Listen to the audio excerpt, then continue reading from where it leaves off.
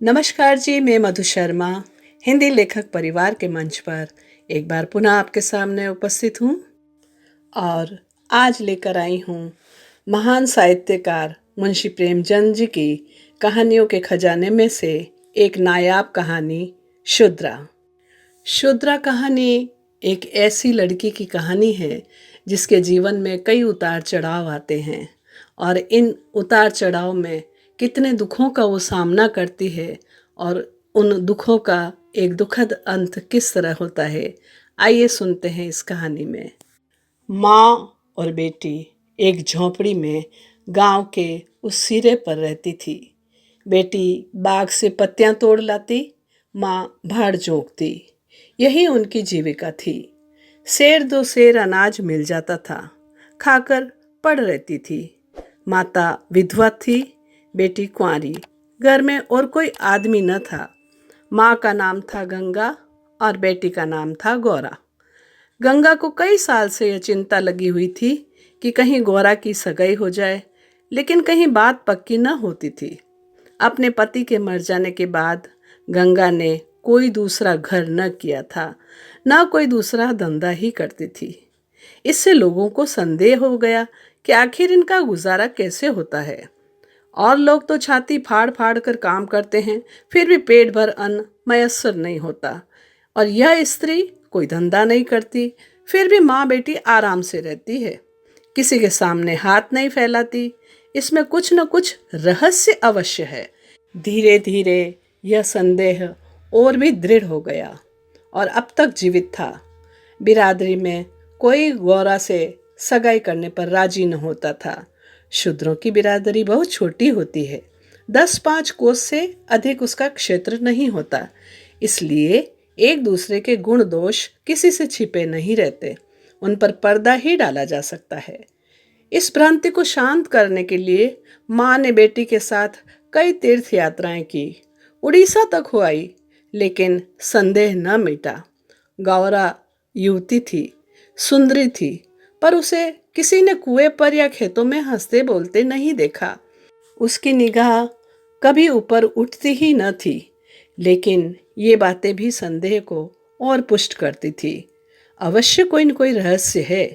कोई युवती इतनी सती नहीं हो सकती।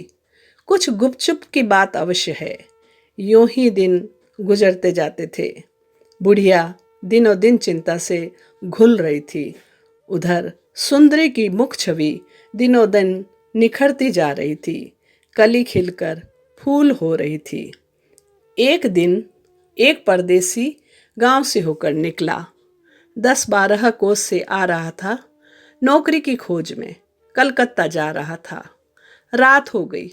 किसी कहार का घर पूछता हुआ गंगा के घर आया। गंगा ने उसका खूब आदर सत्कार किया। उसके लिए गेहूं का आटा लाई, घर से बर्तन निकाल कर दिए।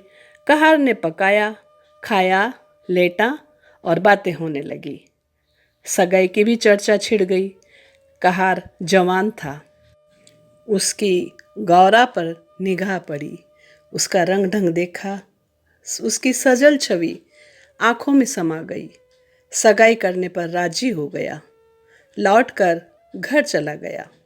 2-4 गहने अपनी बहन के यहाँ से लाया। गांव के बजाज ने कपड़े उधार दे दिए।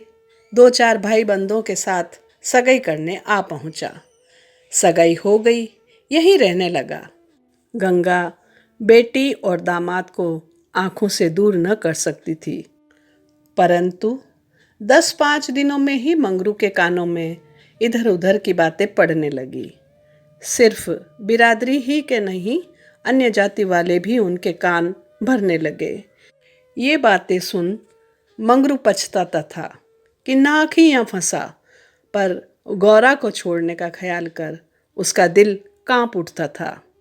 1 महीने के बाद मंगरू अपनी बहन के गहने लौटाने गया। खाने के समय उसका बहनोई उसके साथ भोजन करने न बैठा। मंगरू को कुछ संदेह हुआ। बहनोई से बोला, तुम क्यों नहीं आते? बहनोई ने कहा, तुम खा लो, मैं फिर खा लूँगा। मंगरू बोला, आखिर बात क्या है? तुम खाना खाने क्यों नहीं आते? बहनोई ने बोला, जब तक पंचायत न होगी मैं तुम्हारे साथ कैसे खा सकता हूँ। तुम्हारे लिए बिरादरी भी नहीं छोड़ूंगा। किसी से पूछा न ताछा, जाकर एक हरजाई से सगाई कर ली। मंगरू चौके से उठाया, मिर्जाई पहनी और ससुराल चलाया। बहन खड़ी रोती रह गई। उसी रात को वह किसी से कहे सुने बगैर गौरा को छोड़कर कहीं चला गया। गौरा नींद में मग्न थी। उसे क्या खबर थी कि वह रत्न जो मैंने इतनी तपस्या के बाद पाया है मुझे सदा के लिए छोड़े चला जा रहा है। कई साल बीत गए। मंगरू का कुछ पता न चला, कोई पत्र तक न आया। पर गौरा बहुत प्रसन्न थी। वह मांग में सिंदूर डालती, रंग बिरंगे कपड़े पहनती और अधरों पर मिस्सी के धड़े जमाती। मंगरू भजनों की एक पुरानी किताब छोड़ गया था। उसे कभी कभी पढ़ती और गाती। मंगरू ने उसे हिंदी भी सिखा दी थी। टटोल टटोल कर भजन पढ़ लेती थी। पहले वह अकेली बैठी रहती थी। गांव की और स्त्रियों के साथ बोलने चलने में उसे शर्म आती थी। उसके पास वह वस्तु न थी जिस पर दूसरी स्त्रियां गर्व करती थी। सभी अपने अपने पति की चर्चा करती। गौरा के पति कहाँ था? वह किसकी बातें करती? पर अब उसके पति था। अब वह अन्य स्त्रियों के साथ इस विषय पर बातचीत करने का अधिकार ही नहीं रखती थी। वह भी मंगरू की चर्चा करती। मंगरू कितना स्नेहशील है, कितना सज्जन, कितना वीर। पति चर्चा से उसे कभी तृप्ति ही न होती थी। एक दिन स्त्रियों ने उससे कहा, मंगरू तुम्हें छोड़कर क्यों चले गए? गौरा कहती, क्या करते, मर्द कभी ससुराल में पड़ा रहता है। देश परदेश में निकलकर 4 पैसे कमाना ही तो मर्दों का काम है, नहीं तो घर का निर्वाह कैसे हो। जब कोई पूछता चिट्ठी पत्री क्यों नहीं भेजते तो हंस कर कहती, अपना पता ठिकाना बताने में डरते हैं, जानते हैं ना, गौरा आकर सिर पर सवार हो जाएगी। सच कहती हूँ, उनका पता ठिकाना मालूम हो जाए तो यहाँ मुझसे एक दिन भी न रहा जाए। वह बहुत अच्छा करते हैं कि मेरे पास चिट्ठी पत्री नहीं भेजते। बेचारे परदेश में कहाँ घर गृहस्थी संभालते फिरेंगे।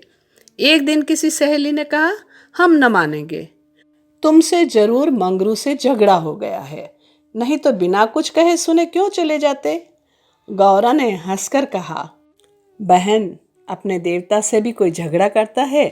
वह मेरे मालिक हैं, भला मैं उनसे झगड़ा कैसे करूंगी? जिस दिन झगड़े की नौबत आएगी कहीं डूब मरूंगी। मुझसे कह कर जाते तो क्या मैं उनके पैरों से लिपट न जाती। एक दिन कलकत्ता से एक आदमी आकर गंगा के घर ठहरा। पास ही के किसी गांव में अपना घर बताया। कलकत्ता में वह मंगरू के पड़ोस ही में रहता था। मंगरू ने उससे गौरा को अपने साथ लाने को कहा। 2 साड़ियाँ और राह खर्च के लिए रुपए भी भेजे थे। गौरा फूली न समाई, बूढ़े ब्राह्मण के साथ चलने को तैयार हो गई। चलते वक्त वह गांव की सब औरतों से गले मिली। गंगा उसे स्टेशन तक पहुंचाने गई। सब कहते थे, बेचारी लड़की के भाग जाग गए, नहीं तो यहाँ कुड़ कुड़ कर मर जाती। रास्ते भर गौरा सोचती, न जाने वह कैसे हो गए होंगे। अब तो मूछें भी अच्छी तरह से निकल आई होगी। परदेश में आदमी सुख से रहता है ना, देह भर आई होगी। बाबू साहब हो गए होंगे। मैं पहले 2-3 दिन उनसे बोलूँगी नहीं, फिर पूछूंगी, तुम मुझे छोड़कर क्यों चले गए? अगर किसी ने मेरे बारे में कुछ बुरा भला भी कहा था तो तुमने उस पर विश्वास क्यों कर लिया? तुम अपने आँखों से न देखकर दूसरों के कहने पर क्यों गए? मैं भली हूँ या बुरी हूँ? हूँ तो तुम्हारी ना। तुमने मुझे इतने दिनों रुलाया क्यों? तुम्हारे बारे में अगर इसी तरह कोई मुझसे कहता तो क्या मैं तुमको छोड़ देती? जब तुमने मेरी बाँह पकड़ ली तो तुम मेरे हो गए। फिर तुम में लाख ऐब हो मेरी बला से। चाहे तुम तुर्क ही क्यों न जाओ, मैं तुम्हें छोड़ नहीं सकती। तुम क्यों मुझे छोड़कर भागे? क्या समझते थे भागना सहज है? आखिर झक मारकर बुलाया ही ना, कैसे न बुलाते? मैंने तो तुम्हारे ऊपर दया की कि चली आई, नहीं तो कह देती कि मैं ऐसे निर्दयी के पास नहीं जाती, तो तुम आप दौड़े आते। तब करने से देवता भी मिल जाते हैं, आकर सामने खड़े हो जाते हैं। तुम कैसे ना आते? वह बार बार उद्विग्न होकर बूढ़े ब्राह्मण से पूछती, अब कितनी दूर है? धरती के छोर पर रहते हैं क्या? और भी कितनी ही बातें वह पूछना चाहती थी, लेकिन संकोचवश न पूछ सकती थी। मन ही मन अनुमान करके अपने को संतुष्ट कर लेती थी। उनका बड़ा मकान होगा, शहर में लोग पक्के घरों में रहते हैं ना, जब उनका साहब इतना मानता है तो नौकर भी होगा। मैं नौकर को भगा दूंगी। मैं दिन भर पड़े पड़े क्या क्या करूंगी। बीच बीच में उसे घर की याद भी आ जाती थी। बेचारी अम्मा रोती होगी। अब उन्हें घर का सारा काम अपने आप ही करना पड़ेगा। न जाने बकरियों को चराने ले जाती है या नहीं। बेचारी दिन भर मैं करती होगी। मैं अपनी बकरियों के लिए महीने महीने रुपए भेजूंगी। जब कलकत्ता से लौटूंगी तब सबके लिए साड़ियाँ लाऊंगी। तब मैं इस तरह थोड़े लौटूंगी। मेरे साथ बहुत सा असबाब होगा। सबके लिए कोई न कोई सौगात लाऊंगी। तब तक तो बहुत सी बकरियां हो जाएगी। यही सुख स्वप्न देखते देखते गौरा ने सारा रास्ता काट दिया। पगली क्या जानती थी कि मेरे मान कुछ और कर्ता के मन में कुछ और। वह क्या जानती थी कि बूढ़े ब्राह्मण के भेष में पिशाच है। वह तो मन की मिठाई खाने में मग्न थी। तीसरे दिन गाड़ी कलकत्ता पहुंची। गौरा की छाती धड़ धड़ करने लगी। वह यहीं कहीं खड़े होंगे, अब आते ही होंगे। यह सोचकर उसने घूंघट निकाल लिया और संभल कर बैठ गई। मगर मंगरू वहाँ न दिखाई दिया। बूढ़ा ब्राह्मण बोला, मंगरू तो यहाँ नहीं दिखाई देता। मैं चारों ओर छान आया, शायद किसी काम में लग गया होगा। आने की छुट्टी न मिली होगी। मालूम भी तो न था कि हम लोग किसी गाड़ी से आ रहे हैं। उनकी राह क्यों देखें? चलो डेरे पर चलते हैं। दोनों गाड़ी पर बैठकर चले। गौरा कभी तांगे पर सवार न हुई थी। उसे गर्व हो रहा था कि कितने ही बाबू लोग पैदल जा रहे हैं और मैं तांगे पर बैठी हूँ। एक क्षण में गाड़ी मंगरू के डेरे पर पहुँच गई। एक विशाल भवन था। अहाता साफ सुथरा। साइबान में फूलों के गमले रखे हुए थे। ऊपर चढ़ने लगी, विस्मय, आनंद और आशा से। उसे अपनी सुध ही न थी। सीढ़ियों पर चढ़ते चढ़ते पैर दुखने लगे। यह सारा महल उनका है? किराया बहुत देना पड़ता होगा।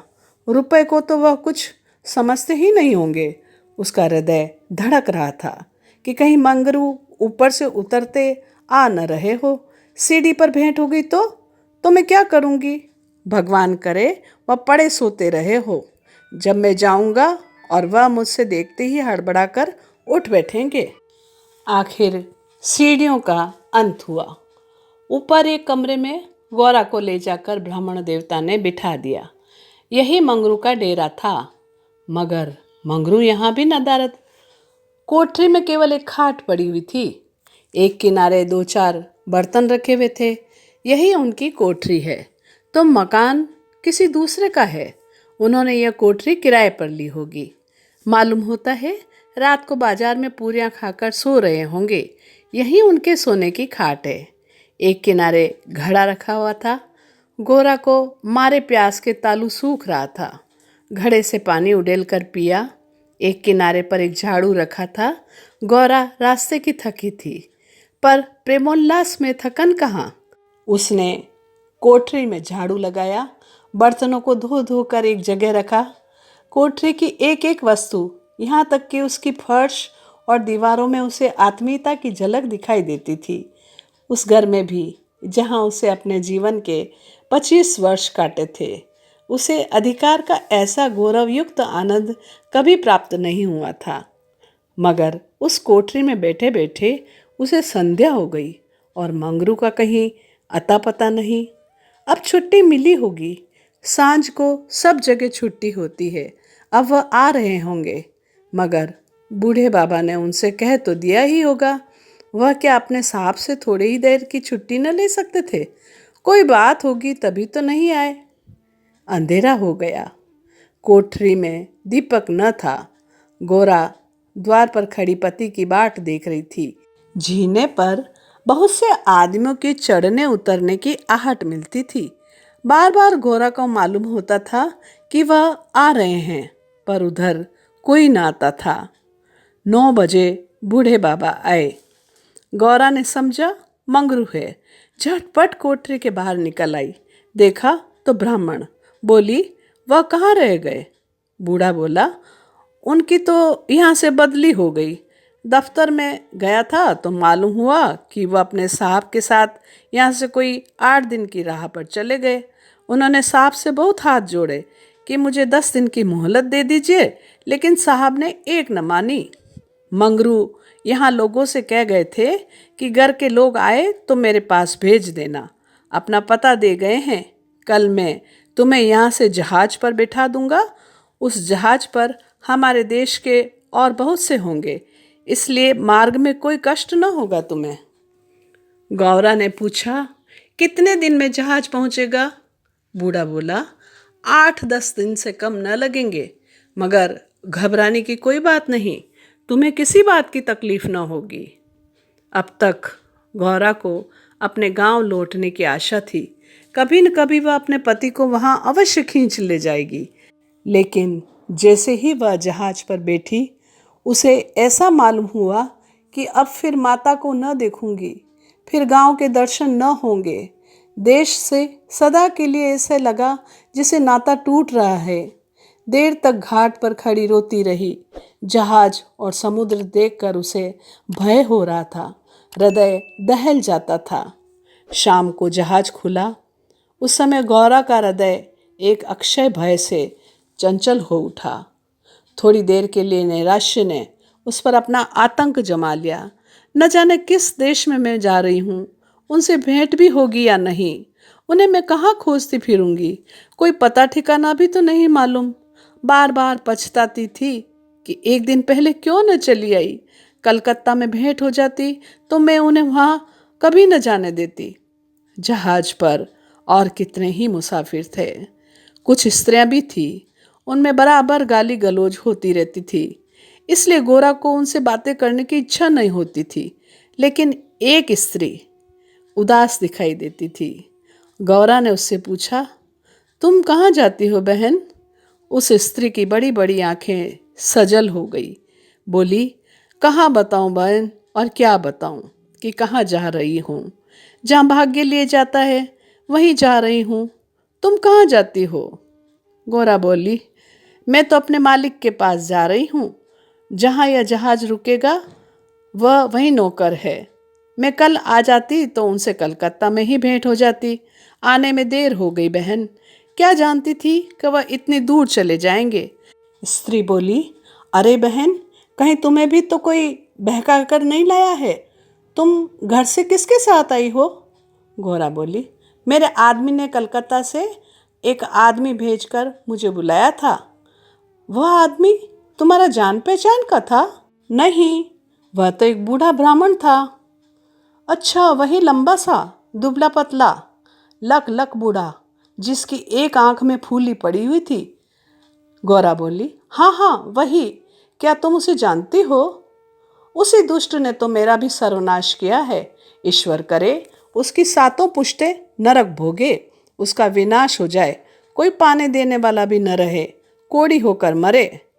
मैं अपना वृत्तांत सुनाऊं तो तुम समझोगी कि झूठ है, किसी को विश्वास न आएगा। पर क्या कहूँ, बस यही समझ लो, इसके कारण मैं न घर की रही न घाट की। किसी को मुंह नहीं दिखा सकती, मगर जान तो बड़ी प्यारी होती है। मिर्च के देश जा रही हूँ, वहीं मेहनत मजूरी करके जीवन के दिन काटूं। गौरा के प्राण सूखे जा रहे थे। मालूम हुआ जहाज अथाह जल में डूबा जा रहा है।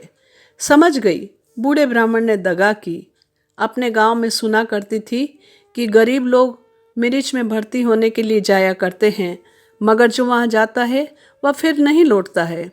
हे भगवान, तुमने मुझे किस पाप का दंड दिया? बोली, यह सब क्यों लोगों को इस तरह छल कर मिर्च भेजते हैं?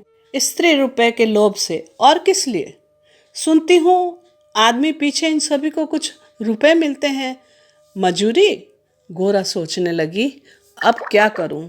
यह आशा नौका जिस पर बैठी हुई चली जा रही थी टूट गई थी। अब समुद्र की लहरों के सिवाय उसकी रक्षा करने वाला कोई न था। जिस आधार पर उसने अपना जीवन भवन बनाया था वह जलमग्न हो गया। अब उसके लिए जल के सिवाय और कहाँ आश्रय है? उसकी अपनी माता की, अपने घर की, अपने गांव की, सहेलियों की याद आती और ऐसी घोर मर्म वेदना होने लगी मानो कोई सर्प अंतस्थल में बैठा हुआ बार बार डस रहा हो। हे भगवान, अगर मुझे यही यातना देनी थी तो तुमने जन्म ही मुझे क्यों दिया? तुम्हें दुखिया पर दया नहीं आती? जो पीसे हुए हैं उन्हीं को पीसते हो? करुण स्वर से बोली। तो अब क्या करना होगा बहन? यह तो वहां पहुंचकर ही मालूम होगा। अगर मजूरी ही करनी पड़ी तो कोई बात नहीं, लेकिन अगर किसी ने कुदृष्टि से देखा तो मैंने निश्चय कर लिया है कि या तो उसी के प्राण ले लूंगी या अपने प्राण दे दूंगी। यह कहते कहते उसे अपना वृतांत सुनाने की वह इच्छा हुई जो दुखियों को हुआ करती है। बोली, मैं बड़े घर की बेटी और उससे भी बड़े घर की बहू हूँ, पर अभागिनी। विवाह के तीसरे ही साल पतिदेव का देहांत हो गया। चित्त की कुछ ऐसी दशा हो गई कि नित्य मालूम होता था कि वह मुझे बुला रहे हैं। पहले तो आंख झपकते ही उनकी मूर्ति सामने आ जाती थी, लेकिन फिर तो यह दशा हो गई थी कि जागृत दशा में भी रह रहकर उनके दर्शन होने लगे बहन। बस यही जान पड़ता कि वह साक्षात खड़े बुला रहे हैं। किसी से शर्म के मारे कहती न थी, पर मन में यह शंका होती थी कि जब उनका देहावसान हो गया है तो मुझे दिखाई कैसे देते हैं? मैं इसे भ्रांति समझकर चित्त को शांत न कर सकती। जो वस्तु प्रत्यक्ष दिखाई देती है वह मिल क्यों नहीं सकती? केवल ज्ञान चाहिए। साधु महात्माओं को सिवा ज्ञान और कौन दे सकता है? मेरा तो अब भी विश्वास है कि अभी ऐसी क्रियाएं हैं जिनसे हम मरे हुए प्राणियों से बातचीत कर सकते हैं, उनको स्थूल रूप में देख कर सकते हैं। महात्माओं की खोज में रहने लगी। मेरे यहाँ अक्सर साधु संत आते थे। उनसे एकांत में इस विषय में बातें भी किया करती थी, पर वे लोग सदुपदेश देकर मुझे टाल देते थे। मुझे सदुपदेशों की जरूरत न थी। मैं वेदव्य धर्म को खूब जानती थी। मैं तो वह ज्ञान चाहती थी जो जीवन और मरण के बीच का पर्दा उठा दे। 3 साल तक मैं इसी खेल में लगी रही। 2 महीने होते हैं वही बूढ़ा ब्राह्मण सन्यासी मेरे पास आता है। मैंने उससे वही भिक्षा मांगी। उस धूर्त ने कुछ ऐसा मायाजाल बिछाया कि मैं आंखें रहते हुए भी फंस गई। अब सोचती हूँ अपने ऊपर आश्चर्य होता है कि मुझे उसकी बातों पर इतना विश्वास क्यों हुआ। मैं पति दर्शन के लिए सब कुछ झेलने को, सब कुछ करने को तैयार थी। इसने रात को अपने पास बुलाया। मैं घर वालों से पड़ोसिन के घर जाने का बहाना करके उसके पास गई। एक पीपल से उसकी धुई जल रही थी। उस विमल चांदनी में वह जटाधारी ज्ञान और योग का देवता सा मालूम होता था। मैं आकर धुई के पास खड़ी हो गई। उस समय यदि बाबा जी ने मुझे आग में कूद पड़ने की आज्ञा भी दी होती तो मैं तुरंत कूद पड़ती। इसने मुझे बड़े प्रेम से बिठाया और मेरे सिर पर हाथ रखकर न जाने क्या कर दिया कि मैं बेसुध हो गई। फिर मुझे कुछ भी मालूम नहीं कि मैं कहाँ गई, क्या हुआ। जब मुझे होश आया तो मैं रेल पर सवार थी। जी मैं आया कि चिल्लाऊं, पर यह सोचकर कि अब गाड़ी रुक भी गई और मैं उतर भी पड़ी तो घर में घुसने न पाऊंगी। मैं चुपचाप बैठी रह गई। मैं परमात्मा की दृष्टि से निर्दोष थी, पर संसार की दृष्टि में कलंकित हो चुकी थी। रात को किसी युवती का घर से निकल जाना कलंकित करने के लिए काफ़ी था। जब मुझे मालूम हो गया कि सब मुझे टापू में भेज रहे हैं तो मैंने जरा भी आपत्ति नहीं की बहन। मेरे लिए अब सारा संसार एक सा है। जिसका संसार में कोई न हो उसके लिए देश परदेश दोनों बराबर है। हाँ, यह पक्का निश्चय कर चुकी हूँ कि मरते दम तक अपने सत की रक्षा करूँगी। विधि के हाथ में मृत्यु से बढ़कर कोई यातना नहीं। विधवा के लिए मृत्यु का क्या भय? उसका तो जीना और मरना दोनों बराबर है, बल्कि मर जाने से जीवन की विपत्तियों का तो अंत हो जाएगा। गौरा ने सोचा, इस स्त्री में कितना धैर्य और साहस है, फिर मैं क्यों इतनी कातर और निराश हो रही हूँ? जब जीवन की अभिलाषाओं का अंत हो गया तो जीवन के अंत का क्या डर? बोली, बहन, हम और तुम एक जगह रहेंगी, मुझे तो अब तुम्हारा ही भरोसा है। स्त्री ने कहा, भगवान का भरोसा रखो और मरने तक मत डरो। सघन अंधकार छाया हुआ था। ऊपर काला आकाश था, नीचे काला जल। घोड़ा आकाश की ओर ताक रही थी, उसकी संगिनी जल की ओर। उसके सामने आकाश के कुसुम थे, इसके चारों ओर अनंत अखंड अपार अंधकार था। जहाज से उतरते ही एक आदमी ने यात्रियों के नाम लिखने शुरू किए। इसका पहनावा तो अंग्रेज था, पर बातचीत से हिंदुस्तानी मालूम होता था। गौरा सिर झुकाए अपनी संगिनी के पीछे खड़ी थी। उस आदमी की आवाज़ सुनकर वह चौंक पड़ी। उसने दबी आंखों से उसको देखा। उसके समस्त शरीर में सनसनी दौड़ गई। क्या स्वप्न तो नहीं देख रही हूँ? आंखों पर विश्वास न आया। फिर उस पर निगाह डाली। उसकी छाती वेग से धड़कने लगी, पैर थर थर कांपने लगे। ऐसा मालूम होने लगा मानो चारों ओर जल ही जल है और उसमें बही जा रही हूँ। उसने अपनी संगिनी का हाथ पकड़ लिया, नहीं तो वह जमीन में गिर पड़ती। उसके सम्मुख वही पुरुष खड़ा था जो उसका प्राणधार था, जिससे इस जीवन में भेंट होने की उसे लेश मात्र भी आशा न थी। वह मंगरू था, इसमें जरा भी संदेह न था। हाँ, उसकी सूरत बदल गई थी। यौवन काल का वह कांतिमय साहस, सदैव छवि नाम को भी तो न थी। बाल खिचड़ी हो गए थे, गाल पिचके हुए, लाल आंखों से कुवासना और कठोरता झलक रही थी। पर वह था मंगरू। गौरव के जी में प्रबल इच्छा हुई कि स्वामी के पैरों से लिपट जाऊं। चिल्लाने का जी चाहा, पर संकोच को मन ने रोक लिया। बूढ़े ब्राह्मण ने बहुत ठीक कहा था। स्वामी ने अवश्य मुझे बुलाया था और आने से पहले यहाँ चले आए। उसने अपनी संगिनी के कान में कहा, बहन, तुम उस ब्राह्मण को व्यर्थ ही बुरा कह रही थी। यही तो वह है जो यात्रियों के नाम लिख रहे हैं। स्त्री बोली, सच? खूब पहचानती हो। बहन, क्या इसमें भी शक हो सकता है? तब तो भाई तुम्हारे भाग जाग गए। मेरी भी सुधि लेना। गौरा बोली, भला बहन, ऐसा भी हो सकता है? यहाँ तुम्हें छोड़ दूँ? मंगरू यात्रियों से बात बात पर बिगड़ता था, बात बात पर गालियाँ देता था। कई आदमियों को तो ठोकरें तक मारी और कई को केवल गांव का जिला न बता सकने के कारण धक्का देकर गिरा दिया। गौरा मन ही मन गड़ी जा रही थी। साथ ही अपने स्वामी के अधिकार पर उसे गर्व भी हो रहा था। आखिर मंगरू उसके सामने आकर खड़ा हो गया और कुछ चेष्टापूर्ण नेत्रों से बोला, तुम्हारा क्या नाम है? गौरा ने कहा, गौरा। मंगरू चौंक पड़ा, फिर बोला, घर कहाँ है? मदनपुर, जिला बनारस। यह कहते कहते हंसी आ गई। मंगरू ने अब उसकी ओर ध्यान से देखा, तब लपक कर उसका हाथ पकड़ लिया और बोला, गौरा, तुम यहाँ कहाँ? मुझे पहचानती हो? गौरा रो रही थी, मुंह से बात न निकलती। मंगरू फिर बोला, तुम यहाँ कैसे आई? गौरा खड़ी हो गई, आंसू पोंछ डाले और मंगरू की ओर देखकर बोली, तुम्ही ने तो बुला भेजा था। मंगरू बोला, मैं तो 7 साल से यहाँ हूँ। गौरा बोली, तुमने बूढ़े ब्राह्मण से मुझे लाने को नहीं कहा था? कह तो रहा हूँ, मैं 7 साल से यहाँ हूँ, मरने पर ही यहाँ से जाऊँगा। भला तुम्हें क्यों बुलाता? गौरा को मंगरू से इस निष्ठुरता की आशा न थी। उसने सोचा, अगर यह सत्य भी हो कि इन्होंने मुझे नहीं बुलाया तो भी इन्हें मेरा यूँ अपमान नहीं करना चाहिए था।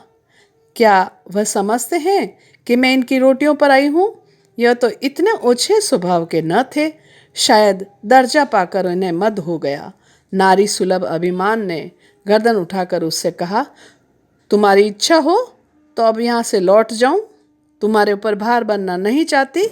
मंगरू कुछ लज्जित होकर बोला, अब तुम यहाँ से लौट नहीं सकती गौरा, यहाँ आकर बिरला ही लौटता है। यह कहकर वह कुछ देर चिंता में मग्न खड़ा रहा, मानो संकट में पड़ा हुआ हो कि क्या कहना चाहिए। उसकी कठोर मुखाकृति पर दीनता का रंग झलक पड़ता। तब कातर स्वर से बोला, जब आ ही गई हो तो रहो, जैसी कुछ पड़ेगी देखी जाएगी। गोरा बोली, जहाज फिर कब लौटेगा? तुम यहाँ से 5 बरस के पहले नहीं जा सकती। क्यों नहीं? क्या कुछ जबरदस्ती है? हाँ, यहाँ का यही हुक्म है। तो फिर मैं अलग मजूरी करके अपना पेट पालूंगी। मंगरू ने सजल नेत्र होकर कहा, जब तक मैं जीता हूँ तुम मुझसे अलग नहीं रह सकती। तुम्हारे ऊपर मैं भार बनकर न रहूंगी। मंगरू बोला, मैं तुम्हें भार नहीं समझता गोरा, लेकिन यह जगह तुम जैसी देवियों के रहने लायक नहीं है। नहीं तो अब तक मैंने तुम्हें कब का बुला लिया होता। वही बूढ़ा आदमी जिसने तुम्हें बहकाया मुझे घर से आते समय पटने में मिल गया और झांसे से मुझे यहाँ भर्ती कर दिया। तब से यहीं पड़ा हुआ हूँ। चलो मेरे घर में रहो, वहाँ बातें होंगी। यह दूसरी औरत कौन है? गोरा बोली, यह मेरी सखी है। इन्हें भी बूढ़ा बहका कर लाया है। मंगरू ने कहा, यह तो किसी कोठी में जाएगी। इन सब आदमियों की बाँट में होगी। जिसके हिस्से में जितने आदमी आएंगे उतने हर कोठी में भेजे जाएंगे। गोरा बोली, यह तो मेरे साथ रहना चाहती है। अच्छी बात है, इन्हें भी लेती चलो। यात्रियों के नाम तो लिख ही जा चुके थे। मंगरू ने उन्हें एक चपरासी को सौंपकर दोनों औरतों के साथ घर की राह ली। दोनों ओर सघन वृक्षों की कतारें थी। जहाँ तक निगाह जाती थी ऊख ही ऊख दिखाई देती थी। समुद्र की ओर से शीतल निर्मल वायु के झोंके आ रहे थे। अत्यंत सुरम्य दृश्य था, पर मंगरू की निगाह उस ओर न थी। वह भूमि की ओर ताकता सिर झुकाए संदिग्ध चाल से चलता जा रहा था, मानो मन ही मन कोई समस्या का हल कर रहा था। थोड़ी ही दूर गए थे कि सामने से 2 आदमी आते दिखाई दिए। समीप आकर दोनों रुक गए और एक ने हंसकर कहा, मंगरू, इनमें से एक हमारी है। दूसरा बोला, और दूसरी मेरी। मंगरू का चेहरा तमतमा उठा था। भीषण क्रोध से कांपता हुआ बोला, ये दोनों मेरे घर की औरतें हैं, समझ गए? इन दोनों ने जोर से कहा मारा और एक ने गौरा के समीप आकर उसका हाथ पकड़ने की चेष्टा करके कहा, यह मेरी है, चाहे तुम्हारे घर की हो चाहे बाहर की। बच्चा, हमें चकमा देते हो? मंगरू बोला, कासिम, इन्हें मत छेड़ो, नहीं तो अच्छा न होगा। मैंने कह दिया, मेरे घर की औरतें हैं। मंगरू की आंखों से अग्नि की ज्वाला सी निकल रही थी। वह दोनों के उसके मुख का भाव देखकर कुछ सहम गए और समझ लेने की धमकी देकर आगे बढ़े। किंतु मंगरू के अधिकार क्षेत्र से बाहर पहुंचते ही एक ने पीछे से ललकार कर कहा, देखें कहाँ लेके जाते हो? मंगरू ने उधर ध्यान नहीं दिया, जरा कदम बढ़ाकर चलने लगा। जैसे संध्या के एकांत में हम कब्रिस्तान के पास से गुजरते हैं, हमें पग पग पर यह आशंका होती है कि कोई शब्द कान में न पड़ जाए, कोई सामने से आकर खड़ा न हो जाए, कोई जमीन के नीचे से कफन ओढ़े उठ न खड़ा हुआ हो। गोरा ने कहा, ये दोनों बड़े शोहदे थे। मंगरू बोला, और मैं किस लिए कह रहा था कि यह जगह तुम जैसी स्त्रियों के रहने लायक नहीं है। सहसा दाहिनी तरफ से अंग्रेज घोड़ा दौड़ाता हुआ आ पहुंचा और मंगरू से बोला, वेल जमादार, ये दोनों औरतें हमारी कोठी में रहेगा। हमारी कोठी में कोई औरत नहीं है। मंगरू ने दोनों औरतों को अपने पीछे कर लिया और सामने खड़ा होकर बोला, साहब, ये दोनों हमारे घर की औरतें हैं। साहब, ओहो, तुम झूठा आदमी है। हमारी कोठी में कोई औरत नहीं है और तुम 2 को ले जाएगा? ऐसा नहीं हो सकता। इसको हमारी कोठी पर पहुंचा दो। मंगरू ने सिर से पैर तक कांपते हुए कहा, ऐसा नहीं हो सकता। मगर साहब आगे बढ़ गया था। उसके कान में बात न पहुंची। उसने हुक्म दे दिया था और उसकी तामील करना जमादार का काम था। शेष मार्ग निर्विघ्न समाप्त हुआ। आगे मजूरों के रहने के मिट्टी के घर द्वार थे। द्वारों पर स्त्री पुरुष जहाँ तहाँ बैठे थे। सभी इन दोनों स्त्रियों की ओर घूर रहे थे और आपस में इशारे करते हंसते थे। गौरा ने देखा उनमें छोटे बड़े का लिहाज नहीं है, न किसी की आंखों में शर्म है।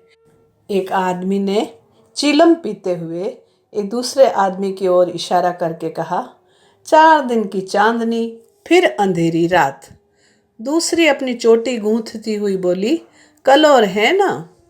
मंगरू दिन भर द्वार पर बैठा रहा, मानो कोई किसान अपने मटर के खेत की रखवाली कर रहा हो। कोठरी में दोनों स्त्रियां बैठी अपने नसीबों को कोस रही थी। इतनी देर में दोनों को यहाँ की दशा का परिचय करा गया था। दोनों भूखी प्यासी बैठी थी। यहाँ का रंग देखकर भूख प्यास सब भाग गई थी। रात के 10 बजे होंगे कि एक सिपाही ने आकर मंगरू से कहा, चलो तुम्हें जंट साहब बुला रहे हैं। मंगरू ने बैठे बैठे कहा, देखो नबी, तुम भी हमारे देश के आदमी हो, कोई मौका पड़े तो हमारी मदद करोगे ना। जाकर साहब से कह दो मंगरू कहीं गया है, बहुत होगा तो जुर्माना कर देंगे। नबी बोला, ना भैया, सर तो गुस्से में बैठा है, पिए हुए है, कहीं मार चले तो। बस चमड़ा इतना मजबूत नहीं है मेरा। मंगरू, अच्छा तो जाकर कह दो नहीं आता। मुझे क्या, जाकर कह दूंगा, पर तुम्हारी खैरियत नहीं है। बंगले पर चला। यही वही साहब थे जिनसे आज मंगरू की भेंट हुई थी। मंगरू जानता था कि साहब से बिगाड़ करके यहाँ एक क्षण भी निर्वाह नहीं हो सकता। जाकर साहब के सामने खड़ा हो गया। साहब ने दूर से ही डांटा, वह औरत कहाँ है? तुमने उसे अपने घर में क्यों रखा है? हुजूर, वह मेरी ब्याहता औरत है। अच्छा, वह दूसरा कौन है? वह मेरी सगी बहन है हुजूर। हम कुछ नहीं जानता, तुमको लाना पड़ेगा। 2 में से कोई एक तो तुम्हें लानी ही पड़ेगी। मंगरू पैरों पर गिर पड़ा और रो रो कर अपनी सारी राम कहानी सुना गया। पर साहब साहब तो जरा भी न पसीजे। अंत में वह बोला, हुजूर, वह दूसरी औरतों की तरह नहीं है, अगर यहाँ आ भी गई तो प्राण दे देगी। साहब ने हंसकर कहा, ओ, जान देना इतना आसान नहीं है। तभी नबी बोला, मंगरू, अपनी दाव रोते क्यों हो? तुम हमारे घर नहीं घुसते थे, अब भी जब घात पाते हो जा पहुँचते हो, अब क्यों रोते हो? एजेंट बोला, ओ, यह बदमाश है, अभी जाकर लाओ, नहीं तो हम तुमको हंटरों से पीटेगा। मंगरू बोला, हुजूर, जितना चाहे पीट ले, मगर मुझसे काम करने को न कहें, जो मैं जीते जी नहीं कर सकता। हम 100 हंटर मारेगा। हुजूर, 1000 हंटर मार ले, लेकिन मेरे घर की औरतों से न बोले। एजेंट नशे में चूर था। हंटर लेकर मंगरू पर पील पड़ा और लगा सड़ासड़ मारने। जब बाहर कोई कोड़े मंगरू ने धैर्य के साथ सहे, फिर हाय हाय करने लगा। देह की खाल फट गई और मांस पर चाबुक पड़ता था तो बहुत जब्त करने पर भी कंठ से आर्त ध्वनि निकल ही आती थी। टोर अभी 100 में से कुछ 15 चाबुक पड़े थे। रात के 10 बज गए थे। चारों ओर सन्नाटा छाया हुआ था। उस नीरव अंधकार में मंगरू का करुण विलाप किसी पक्षी की भांति आकाश में मंडरा रहा था। वृक्षों के समूह की हतबुद्धि से खड़े मौन रोने की मूर्ति बने हुए थे। यह पाषाण हृदय लंपट विवेक शून्य जमादार इस समय एक अपरिचित स्त्री के सतीत्व की रक्षा करने के लिए अपने प्राण तक देने को तैयार था, केवल इस नाते कि यह उसकी पत्नी की संगिनी थी। वह समस्त संसार की नजरों में गिरना गंवारा कर सकता था, पर अपनी पत्नी की भक्ति पर अखंड राज्य करना चाहता था। उसमें अणुमात्र की कमी भी उसके लिए असहनीय थी। उस अलौकिक भक्ति के सामने उसके जीवन का क्या मूल्य था? ब्राह्मणी तो जमीन पर ही सो गई, पर गौरा पति की बाट जो रही थी। अभी तक वह उससे कोई बात नहीं कर सकी थी। 7 वर्षों की विपत्ति कथा कहने सुनने के लिए बहुत समय की जरूरत थी, और रात के सिवा वह समय फिर कब मिल सकता था? उसे ब्राह्मणी पर कुछ क्रोध सा आ रहा था कि यह क्यों मेरे गले का हार हुई। इसी के कारण तो वह घर में नहीं आ रहे हैं। यकायक वह किसी का रोना सुनकर चौंक पड़ी। भगवान, इतनी रात गए कौन दुख का मारा रो रहा है? अवश्य कोई कहीं मर गया है। वह उठकर द्वार पर आई और यह अनुमान करके कि मंगरू यहाँ बैठा हुआ है, और बोली, वह कौन रो रहा है, जरा देखो तो। लेकिन जब कोई जवाब न मिला तो वह स्वयं कान लगाकर सुनने लगी। सहसा उसका कलेजा धक से हो गया। तो यह उन्हीं की आवाज़ है। अब आवाज़ साफ सुनाई दे रही थी, मंगरू की ही आवाज़ थी। वह द्वार के बाहर निकल आई। उसके सामने एक गली पर एजेंट का बंगला था। उसी तरफ से आवाज़ आ रही थी, कोई उन्हें मार रहा है। आदमी मार पड़ने पर ही इस तरह रोता है। मालूम होता है वही साहब उन्हें मार रहा है। वह वहाँ खड़ी न रह सकी, पूरी शक्ति से उस बंगले की ओर दौड़ी। रास्ता साफ था। एक क्षण में वह फाटक पर पहुंच गई। फाटक बंद था। उसने जोर से फाटक पर धक्का दिया, लेकिन वह फाटक न खुला, और कई बार जोर जोर से पुकारने पर भी कोई बाहर न निकला।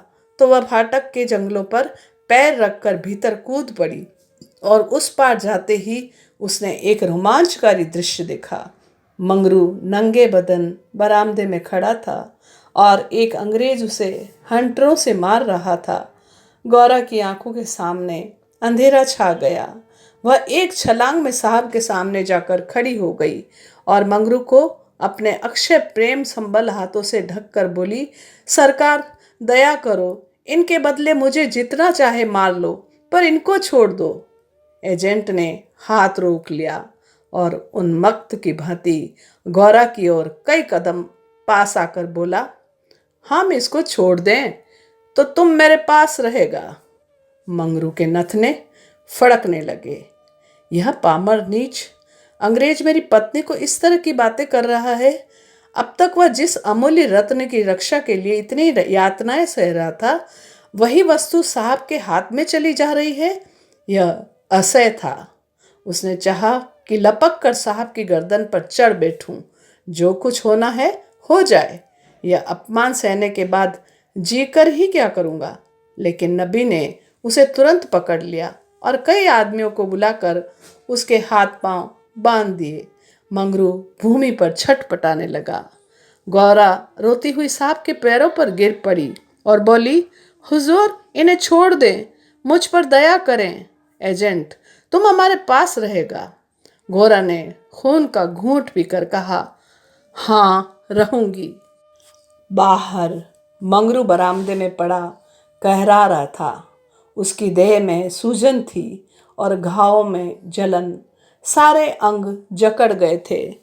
हिलने की भी शक्ति नहीं थी। हवा गाहों में शर के समान चुभती थी। असह्य तो यह था कि साहब गौरा के साथ इसी घर में विहार कर रहा है और मैं कुछ नहीं कर सकता। उसे अपनी पीड़ा भूल सी गई। कान लगाए सुन रहा था कि उनकी बातों की भनक कान में पड़ जाए तो देखूं क्या बातें हो रही है।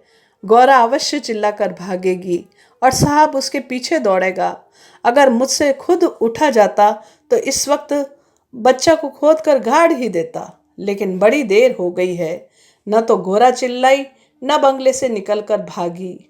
वह उस सजे सजाए कमरे में साहब के साथ बैठी सोच रही थी, क्या इसमें तनिक भी दया नहीं है? मंगरू का पीड़ा क्रंदन सुन सुनकर उसके हृदय के टुकड़े हुए जाते थे। क्या इसके अपने भाई बंद माँ बहन नहीं है? माता यहाँ होती तो उसे इतना अत्याचार न करने देती। मेरी अम्मा लड़कों पर कितना बिगड़ती थी। जब वह किसी को पेड़ पर ढेले चलाते देखती थी, पेड़ में भी प्राण होते हैं। क्या इसकी माता इसे एक आदमी के प्राण लेते देखकर भी इसे मना न करती? साहब शराब पी रहा था और गौरा गोश्त काटने का छुरा हाथ में लिए खेल रही थी। सहसा गौरा की निगाह एक चित्र की ओर गई। उसमें एक माता बैठी हुई थी। गौरा ने पूछा, साहब, यह किसकी तस्वीर है? साहब ने शराब का गिलास मेज पर रख कर कहा, ओह, यह हमारे खुदा माँ मरियम की है। गौरा बोली, बड़ी अच्छी तस्वीर है। क्यों साहब, तुम्हारी माँ जीती है ना? वह मर गया। जब हम यहाँ आया तो बीमार हो गया, हम उसको देख भी नहीं सका। साहब के मुखमंडल पर कुछ करुणा की झलक दिखाई दी। गोरा बोली, तब तो उन्हें बड़ा दुख हुआ होगा। तुम्हें अपनी माता का प्यार नहीं था? वह रो रो कर मर गई और तुम्हें देखने भी नहीं गए, तभी तुम्हारा दिल कड़ा है। साहब, नहीं नहीं, हम अपनी माता को बहुत चाहता था। वैसी औरत दुनिया में न होगी। हमारा बाप हमको बहुत छोटा सा छोड़कर मर गया था। माता ने कोयले की खान में मजूरी करके हमको पाला। गोरा, तब तो वह देवी थी। इतनी गरीबी का दुख सहकर भी तुम्हें दूसरे पर तरस नहीं आता? क्या वह दया की देवी तुम्हारी बेदर्दी को देखकर दुखी न होती होगी? उनकी कोई तस्वीर तुम्हारे पास है? ओह, हमारे पास उनके कई फोटो हैं। देखो, वह उन्हीं की तस्वीर है, वह दीवार पर। गोरा ने समीप जाकर तस्वीर देखी और करुण स्वर में बोली, सचमुच देवी थी। जान पड़ता था दया की देवी है। वह तुम्हें कभी मारती थी कि नहीं? मैं तो जानती हूँ वह किसी पर नहीं बिगड़ती होगी, बिल्कुल दया की मूर्ति है। साहब बोले, ओह, ममा हमको कभी नहीं मारता। वह बहुत गरीब था, पर अपनी कमाई में कुछ न कुछ जरूर खैरात करता था। किसी बेबाप के बच्चे को देखकर उसकी आंखों में आंसू भर आता था। वह बहुत ही दयावान था। गोरा ने तिरस्कार के स्वर में कहा, और उसी देवी के पुत्र होकर तुम इतने निर्दयी हो? क्या वह होती तो तुम्हें किसी को इस तरह हत्यारों की भांति मारने देती? वह स्वर्ग में रो रही होगी। स्वर्ग नरक तो तुम्हारा यहाँ भी होता होगा। ऐसी देवी के पुत्र तुम कैसे हो गए? गोरा को यह बातें कहते हुए जरा भी भय न होता था। उसने अपने मन में यह दृढ़ संकल्प कर लिया था। अब उसे किसी प्रकार का भय न था। जान से हाथ धोने का निश्चय कर लेने के बाद भय की छाया भी न रह जाती। किंतु वह हृदय शून्य अंग्रेज इन तिरस्कारों पर आग हो जाने के बदले और भी नम्र होता जाता था। गोरा मानवीय भाव से कितनी भी अनभिज्ञ हो, पर इतना जानती थी कि अपनी जननी के लिए प्रत्येक के हृदय में, चाहे वह साधु का हो या कसाई का, आदर और प्रेम का एक कोना सुरक्षित रहता है। ऐसा भी कोई अभागा प्राणी है जिसे मातृ स्नेह की स्मृति थोड़ी देर के लिए रुला न देती हो, उसके हृदय के कोमल भाव को जगा न देती हो? साहब की आंखें डबडबा गई। सिर झुकाए बैठा रहा। गोरा ने फिर उसी ध्वनि में कहा, तुमने उनकी सारी तपस्या धूल में मिला दी। जिस देवी ने मर मर कर तुम्हारा पालन किया, उसी के मरने के पीछे इतना कष्ट दे रहे हो? क्या इसलिए माता अपने पुत्र को अपना रक्त पिला पिला कर पालती है? अगर वह बोल सकती तो क्या चुप बैठी रहती? तुम्हारे हाथ पकड़ सकती थी तो पकड़ती। मैं तो समझती हूँ वह जीती होती तो इस वक्त विष खाकर मर जाती। साहब अब जब्त न कर सके। नशे में क्रोध की भांति ग्लानि का वेग सहज ही में उठाता है। दोनों हाथों से मुंह छिपाकर साहब ने रोना शुरू किया और इतना रोया कि हिचकी बंध गई। माता के चित्र के सम्मुख जाकर वह कुछ देर तक खड़ा रहा, मानो माता से क्षमा मांग रहा हो। तब आकर आर्ध कंठ से बोला, हमारे माता को अब कैसे शांति मिलेगी? हाय हाय, हमारे सबब से उसको स्वर्ग में भी सुख नहीं मिला। हम कितना अभागा है। गोरा बोली, अभी जरा देर में तुम्हारा मन बदल जाएगा और फिर तुम दूसरों पर अत्याचार करने लगोगे। साहब ने कहा, नहीं नहीं, अब हम मामा को कभी दुख नहीं देगा। हम अभी मंगरू को अस्पताल भेजता है। रात ही को मंगरू अस्पताल पहुंचा दिया गया। एजेंट खुद उसको पहुंचाने आया। गौरा भी उसके साथ थी। मंगरू को ज्वर हो आया था, बेहोश पड़ा हुआ था। मंगरू ने 3 दिन में आंखें भी नहीं खोली थी और गोरा तीनों दिन उसके पास बैठी रही, एक क्षण के लिए भी वहाँ से न हटी। एजेंट भी कई बार हालचाल पूछने आ जाता था और हर मर्तबा गोरा से क्षमा मांगता। चौथे दिन मंगरू ने आंख खोली तो देखा गौरा सामने बैठी हुई है।